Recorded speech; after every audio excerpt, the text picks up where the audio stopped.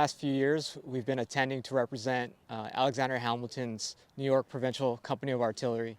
Our lineage for 1-5 Field Artillery ties back to Alexander Hamilton's company, and it's an honor and privilege to be here today to represent Alexander Hamilton's battery. We are the oldest active duty unit in the Army, which ties back to the New York Provincial Company of Artillery.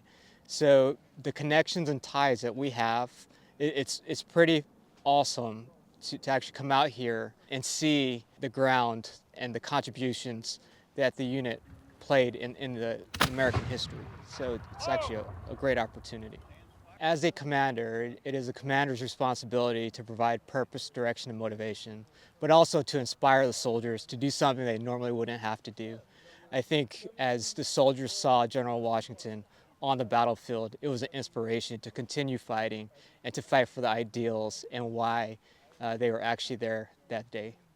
So we were able to visit Nassau Hall, but more importantly, allow our soldiers to see Nassau Hall and see where the mythological or the actual round was actually fired into Nassau Hall.